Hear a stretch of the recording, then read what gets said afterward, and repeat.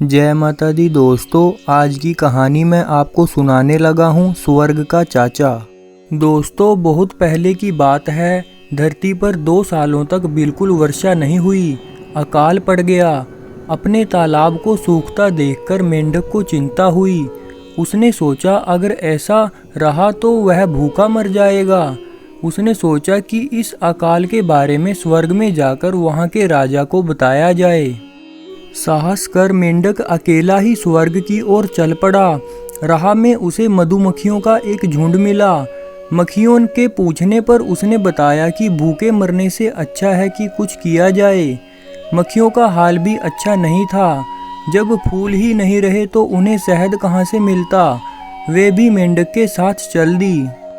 आगे जाने पर उन्हें एक मुर्गा मिला।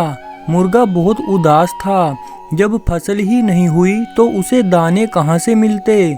उसे खाने को कीड़े भी नहीं मिल रहे थे।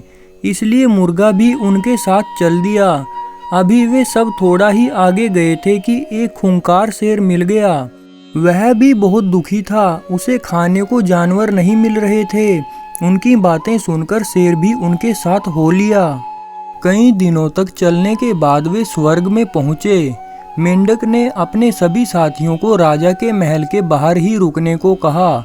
उसने कहा कि पहले वह भीतर जाकर देख आए कि राजा कहाँ है। मेंढक उछलता हुआ महल के भीतर चला गया। कई कमरों में से होता हुआ वह राजा तक पहुँच ही गया। राजा अपने कमरे में बैठा परियों के साथ बातें कर रहा था। मेंढक को क्रोध आ गया। उसने लंबी छलांग लगाई और उनके बीच पहुँच गया। परियां एकदम चुप हो गई। राजा को एक छोटे से मेंढक की करतूत देख गुस्सा आ गया। पागल जीव, तुमने हमारे बीच आने का साहस कैसे किया? राजा चिल्लाया, परंतु मेंढक बिल्कुल नहीं डरा। उसे तो धरती पर भी भूख से मरना था।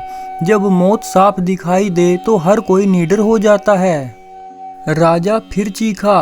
पहरेदार भागे आए ताकि मेंढक को पकड़कर महल से बाहर निकाल दें, मगर इधर उधर उछलता मेंढक उनकी पकड़ में नहीं आ रहा था।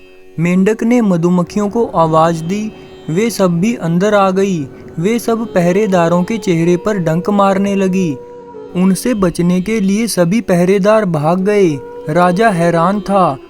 तब उसने तूफान के देवता को बुलाया, पर मुर्गे ने शोर मचाया और पंख फड़फड़ाकर उसे भी भगा दिया। तब राजा ने अपने कुत्तों को बुलाया। उनके लिए भूखा खूंखार शेर पहले से ही तैयार बैठा था।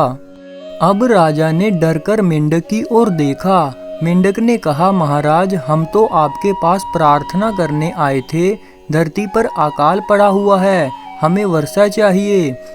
राजा ने उससे पीछा छुड़ाने के लिए कहा, अच्छा चाचा, वर्षा को भेज देता हूँ। जब वे सब साथी धरती पर वापस आए तो वर्षा भी उनके साथ थी। इसलिए वियतनाम में मेंढक को स्वर्ग का चाचा कहकर पुकारा जाता है।